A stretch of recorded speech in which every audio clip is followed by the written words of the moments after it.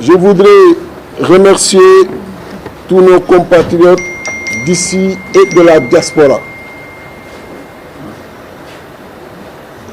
qui m'ont beaucoup soutenu lors de la présidentielle. J'avais en son temps produit un communiqué publié sur ma page Facebook, mais également publié sur toutes les plateformes de la presse pour leur exprimer mes remerciements les plus sincères et par la même occasion exprimer mes félicitations et mes vœux de réussite au président Bassirou Diomaye Faye et à son premier ministre Ousmane Sonko. Remercier ces Sénégalais, remercier nos compatriotes pour toute l'affection et la sympathie qu'ils me vouent et qu'ils me manifestent partout où je les croise. Ils ont été nombreux avec mon silence à se poser beaucoup de questions lors de mes déplacements à l'étranger, au niveau des aéroports, à me croiser et à me demander les raisons de ce silence. Et je trouve qu'un régime qui vient de s'installer à peine 6 mois, il est important de leur laisser prendre leur marque, important de leur laisser la possibilité de dérouler le programme et de donner des orientations. Et c'est ça qui a motivé ce silence, surtout que nous les avons accompagnés dans les moments les plus durs. On a été pour ces tenants des boucliers pour que le régime qui les persécutait ne puisse pas avoir raison sur eux, parce que nous considérions en son temps que la persécution n'était pas justifiée et elle était illégale dans toutes ses formes d'expression. Mais dernièrement, vous avez suivi une vidéo qui malheureusement a circulé, une vidéo faite par une personne non identifiée, non responsable, qui a essayé un peu de salir et de tenir notre honneur. Et vous le savez, nous ne sommes pas des personnes motivées, ni par l'argent, ni par les biens matériels. Ce qui a de la valeur, ce qui constitue une richesse à notre niveau, c'est l'honneur et la dignité. Et c'est cela qui a fait que nous avons opté depuis 20 ans à rester dans l'opposition, à ne suivre que la trajectoire qui reste en phase avec notre conscience et à ne être pressé par aucune recherche de matériel, par aucune augmentation de richesse, quelle que soit sa forme. C'est un choix, d'autant plus que d'autres choix existaient et étaient en face de nous, parfois même proposés ou des fois même encadrés dans son imposition. Mais nous avons choisi de rester ces 20 dernières années dans l'opposition et les 3 dernières années au niveau de Yewwi Askan Wi. La chronologie du PRP depuis sa naissance, concernant ses étapes politiques, nous avons créé ce parti avec ces brillants cadres que vous connaissez, cadres de très haut niveau, le 28 mars 2021. Au mois d'août 2021, la coalition Yewwi Askan Wi a été créée, 4 mois après. Au mois d'octobre 2021, j'ai pris ce siège, je l'ai inauguré et mis à la disposition de Yewwi Askan Wi. Le PRP n'a pas eu le temps d'avoir une vie politique propre, mais de par les motivations communes que nous avions avec les autres partis dans Yewwi Askan Wi, nous avons préféré en son temps privilégier ces ambitions communes que de travailler pour le développement du parti PRP. Et vous avez tous suivi ce qui s'est passé depuis lors. Moi qui vous parle en tant que leader de ce parti, dans ce combat que nous avons mené et réussi, j'ai été emprisonné injustement pendant 10 jours dans la prison de Sébikotane. Je l'ai enduré avec toute la dignité qui sied en tant que citoyen, mais en tant que militaire préparé. Et ces 3 dernières années, ce siège qui vous reçoit aujourd'hui a été barricadé pendant 113 jours où il nous était impossible d'y accéder. Vous-même, le plus souvent, avec les organes de presse qui sont là et qui ont bien voulu répondre à notre invitation, vous avez sorti des photos, couvert ce qui s'est passé ici. On a attaqué ce siège, j'en ai pas parlé en son temps, parce que je ne voulais pas alimenter encore le feu qui couvait le pays. Si ce n'était l'intervention de nos voisins et l'intervention de nos forces de défense et de sécurité, principalement la gendarmerie qui était postée sous le pont, pour repousser ces assaillants, ce siège-là serait ce jour-là complètement réduit en centre. Et je remercie ces FDS. Le lendemain, quand nous sommes venus, il nous était possible de sortir les vidéos. Mais je leur ai dit, dans cette situation, il ne faudrait pas perturber et mettre les populations davantage en colère. Il faudrait me laisser contenir ces situations. Et ce n'est pas la seule que j'ai vécue. Il y en a d'autres dont j'ai été victime, mais j'ai préféré les taire, les contenir, les endosser. Parce que c'est ça aussi la responsabilité. Du lu la laal rek nga tëb yoo dañ lay laal ci lu metti mais tu l'endosses. Nous avons connu cela. Mais dire que Déthié Fall s'est assis avec le fils de Macky Sall pour recevoir de l'argent, mais quand même c'est très très gros.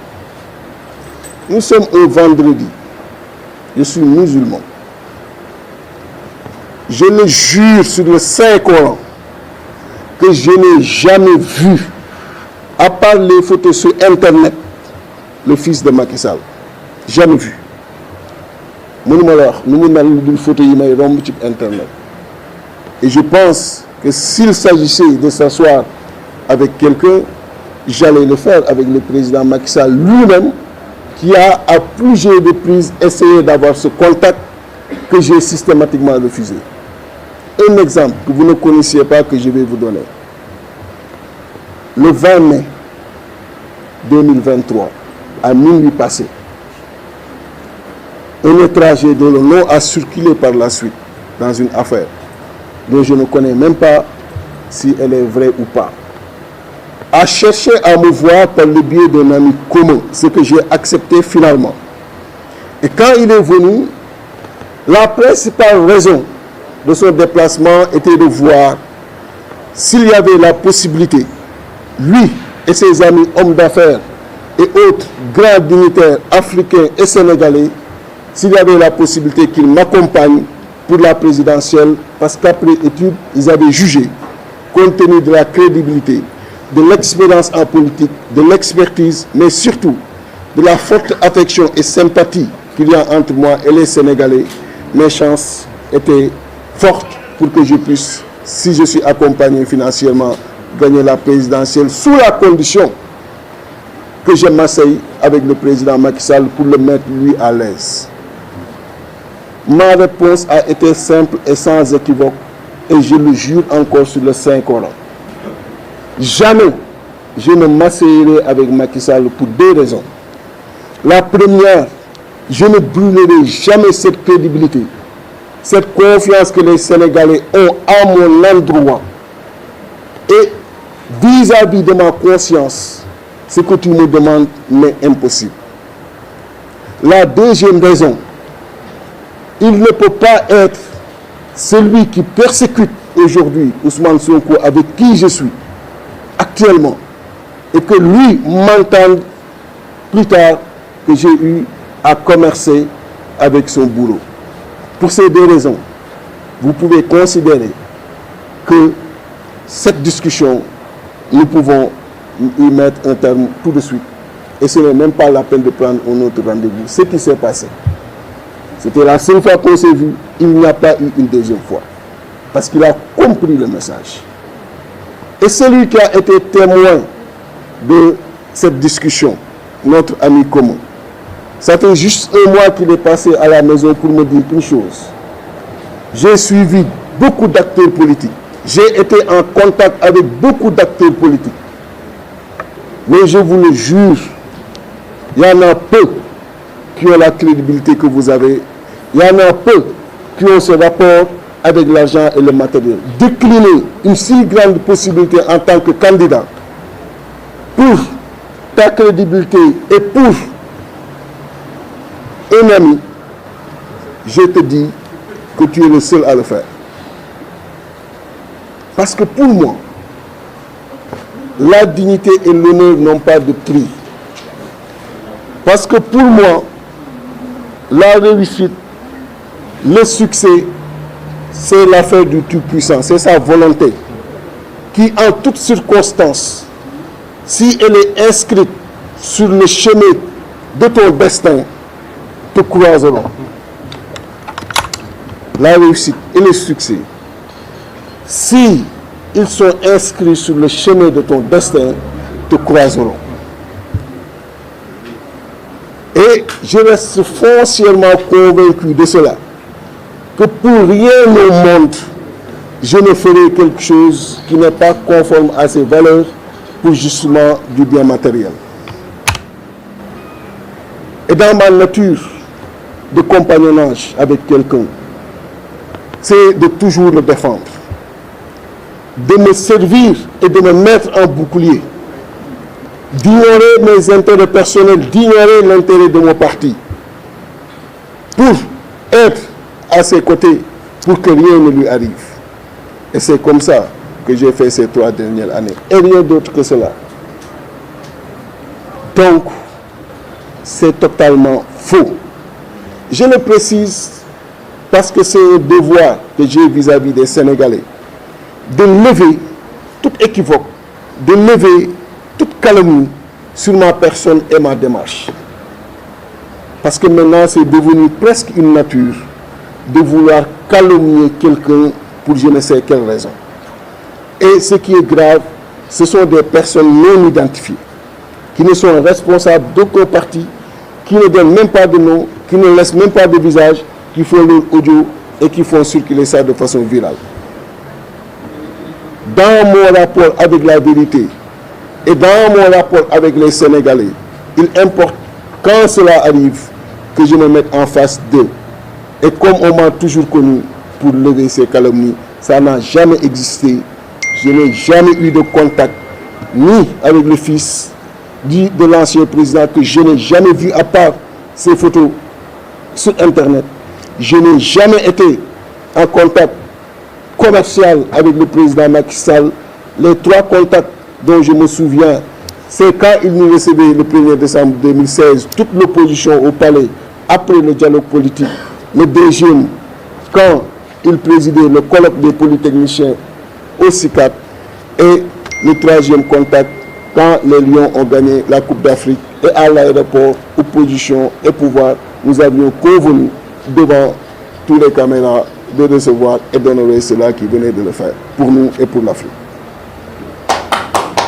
À part cela, il n'y a jamais eu de contact.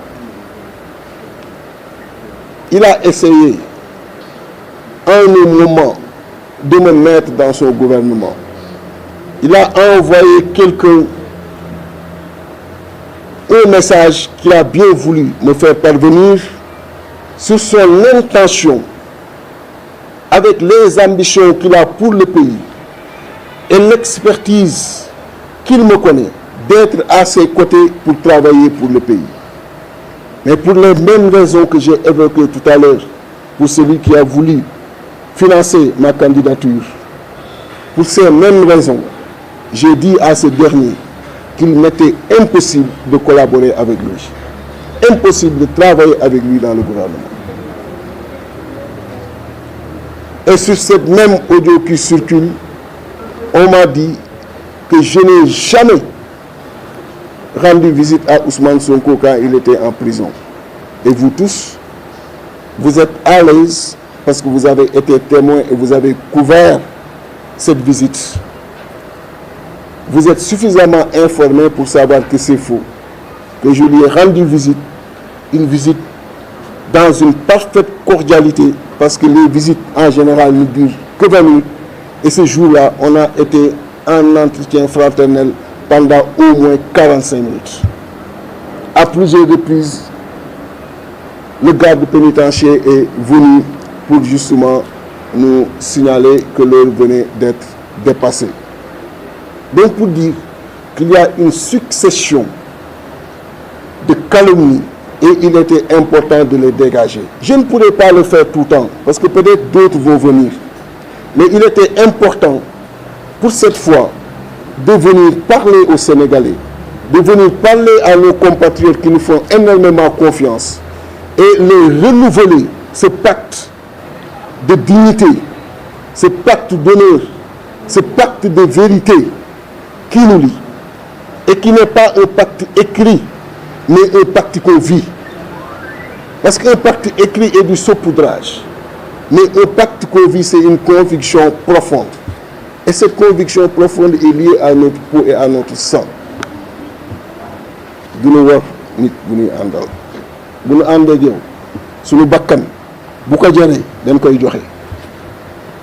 Et quand on était dans les convois, vous me voyez toujours expressément, soit je me mets toujours devant ou je me mets toujours derrière. nga xam ni bu amee débordement j'arrive parce que fu nit joxee bakkanam damay ñëw sa wet joxe sama bakkan.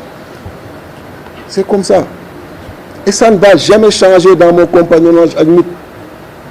Jamais. Ni. Damay commencer à tourner. Je commence des tournées internationales. J'entends qu'il y a des difficultés. Je me fais à ces tournées, je reviens pour me mettre aux côtés de Ousmane ou aux côtés de ceux qui sont persécutés. Donc j'ai sacrifié tout le programme de notre parti pour ce combat-là. Mais c'est un choix, je l'ai fait. Et je suis prêt à le refaire pour n'importe quel combat. Donc pour dire que c'est une posture de dignité et d'honneur. Et donc s'il y a des calomnies qui viennent aujourd'hui salir ou mettre un doute sur nos compatriotes, dans l'esprit de nos compatriotes, c'est de notre devoir de venir lever ces doutes-là.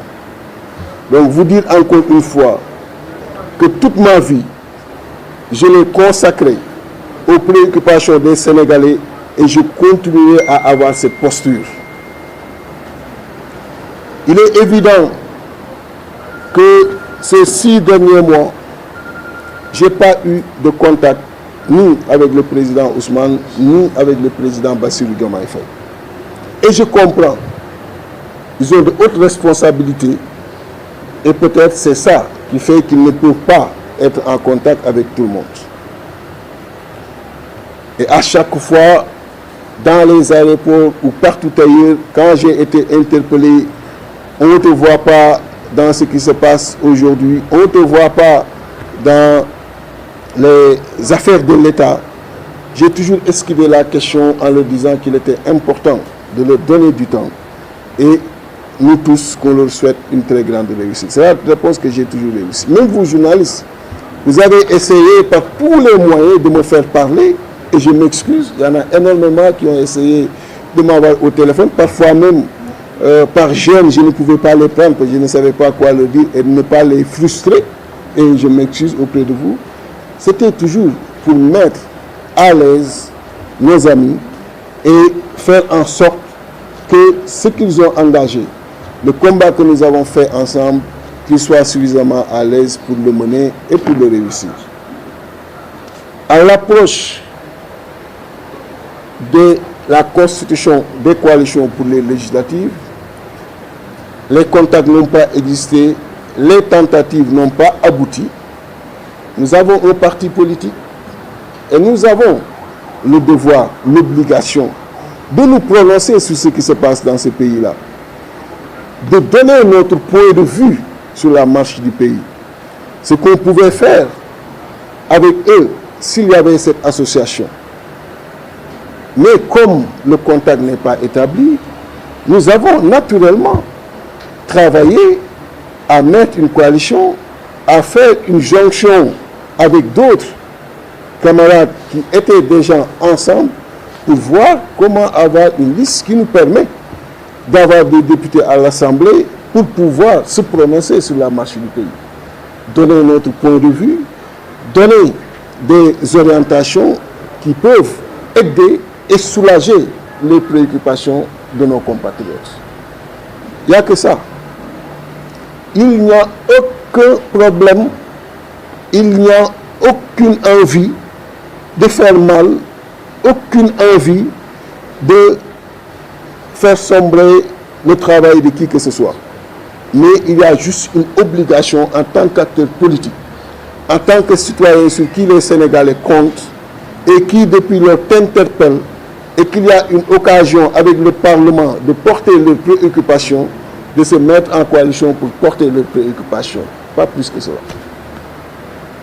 Naturellement,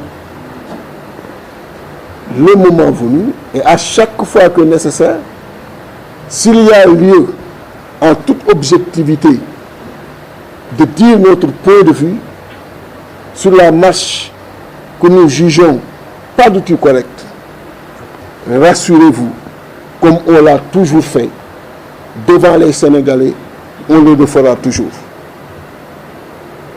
Parce que, je le répète encore une fois, ça fait 20 ans que nous sommes dans l'opposition et c'est un choix que nous avons fait. Si on était à la recherche de privilèges, on serait aujourd'hui, on aurait été depuis lors et successivement, soit dans le gouvernement du président Abdoulaye Wade ou le gouvernement du président Macky Sall. Mais nous ne sommes pas à la poursuite des privilèges. Donc, nous avons fait cette démarche uniquement pour avoir une représentation et pour donner notre point de vue au niveau du Parlement. Ce qu'on aurait pu faire, je vous le répète encore une fois, si ce contact avait existé et cette association avait existé, ce qu'on aurait pu faire avec ceux qui sont là. Et nous leur souhaitons une excellente réussite dans leur mission.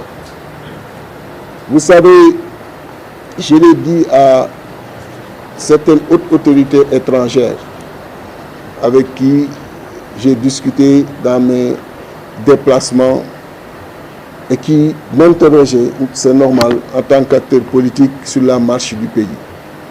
Ma réponse à elle toute est sans équivoque.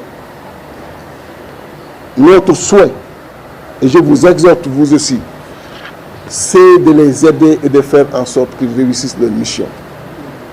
Parce que ce qui nous importe, c'est la prise en charge des préoccupations de nos compatriotes, le soulagement de la vie sociale de nos compatriotes, les réponses à leurs préoccupations au quotidien et aider-les, mobilisez-vous à ce que cette réussite puisse exister. C'est ça qui nous importe. Et une fois au Parlement, à travers les prises de parole, à travers les préoccupations qui seront amenées, c'est ce qui se fera pour que le Sénégal aille de l'avant.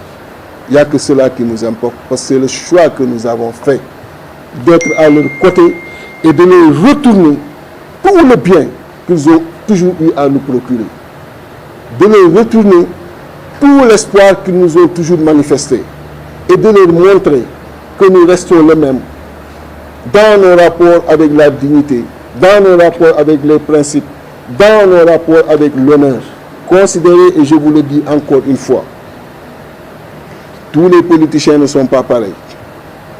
Nous sommes des hommes d'honneur, nous sommes des hommes de dignité et de principe. C'est de brillants cadres. Celui-là, c'est mon ancien, il est polytechnicien comme moi, cadre d'une très grande multinationale de ce pays. Lui, professeur d'université à l'université de Thiès. Très grand professeur. Tous les autres que vous voyez, des cadres de très haut niveau, qui ne sont mus que par le bien-être des Sénégalais, la défense de leurs préoccupations, mais également des propositions pour leur faire avancer. Donc, cette posture n'a été et n'est justifiée que par ce que je viens de vous dire. Donc, à mon niveau, il n'y a aucune difficulté au moment où je vous parle manifeste entre moi et les tenants du pouvoir. Et je leur souhaite une très grande réussite et souhaite également une réussite pour que nous soyons représentés et qu'on puisse prendre la parole et qu'on puisse également, comme nous l'avons toujours fait, porter la préoccupation des Sénégalais dans notre posture de responsabilité, de politesse, mais également de vérité en toutes circonstances. Je vous remercie.